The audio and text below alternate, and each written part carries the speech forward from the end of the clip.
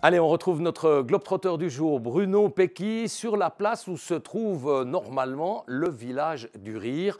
Bruno, on a eu des informations un petit peu inquiétantes là durant ces dernières minutes. Est-ce que tout va bien? Eh oui Laurent, tout va bien de mon côté, mis à part un petit incident en descendant de la cantine sur Cou. Mais là, je me trouve actuellement au village du Rire et c'est ici que se déroulent les after-shows du festival. On est samedi soir et la fièvre n'est pas au rendez-vous. Normalement ici c'est bondé de monde, il y a des soirées de ouf qui s'y passent. Et au vu de ce qui se passe d'ailleurs, on devrait plutôt appeler ça le village de l'ivresse. Mais après c'est un surnom qu'on peut donner à tous les villages valaisans, donc ça marcherait pas. Non, parce que moi j'ai vu au Maxi Rire, il y a des gens, ils attendent pas la fin du show pour se la coller. C'est pas Laurent? Quand tu venais en loge, c'était pas que pour encourager les artistes avant le spectacle. D'ailleurs, j'ai vu dans une de tes interviews que ton groupe de musique préféré, c'est Genesis. Et tu les écoutes quand ton moral n'est pas top. Donc tu sais quoi?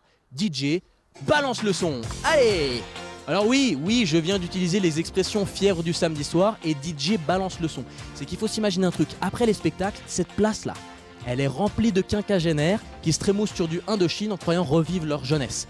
Mais ce qui est cool, c'est que la plupart des humoristes, ils rejoignent le public et ils font la fête avec eux. Alors comme vous le voyez au vu de mon déhanché, les humoristes, on est plus à l'aise sur scène que sur une piste de danse. Mais il faut le voir pour le croire. Des fois, il y a des trucs qui se passent ici qui sont plus marrants que le spectacle en lui-même. Le problème, c'est qu'en after, t'es tellement bourré que le lendemain, tu te souviens de rien. Et il y a même des humoristes, des fois, ils deviennent DJ. Ils changent de métier le temps d'une soirée. C'est encore plus risible que de voir un commentateur sportif devenir présentateur de spectacles humoristiques. N'est-ce pas Laurent? D'ailleurs, pour vous parler un peu plus des backstage et des after-shows, on a deux guests que j'adore, et pas seulement pour ce qu'ils ont fait lors de la présentation de Laurent. Mesdames et messieurs, les deux Vincent, pour vous montrer ce que le public ne voit pas. Charles parle très bien l'anglais. Roger for sworn out 49er to jerk out sure the London airport.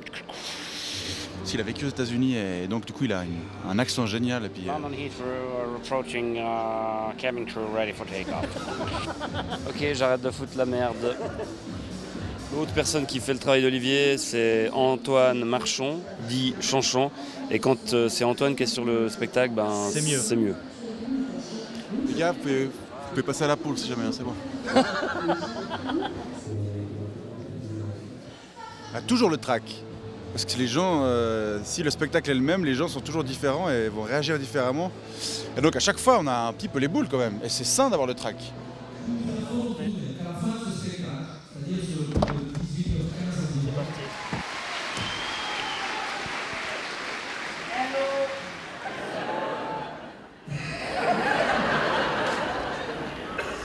Hey, c'est Maximo Lorenzi.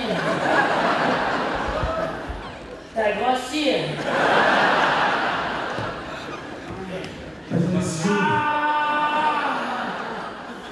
Merci. Voilà, mesdames et messieurs, je vais vous laisser avec deux enfoirés qui nous allument la tête depuis 2 ans sur Couleur 3, qui vont passer à l'été, c'est janvier. Ça va être un bon moment. Vincent Briand, Vincent Quichotte, son Vincent, présente la Suisse.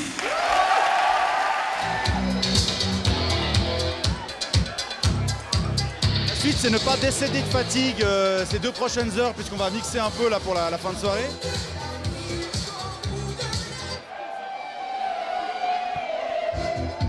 C'est des imposteurs total. C'est pas notre métier, on fait de la merde, on met que de la merde, mais ça fait plaisir.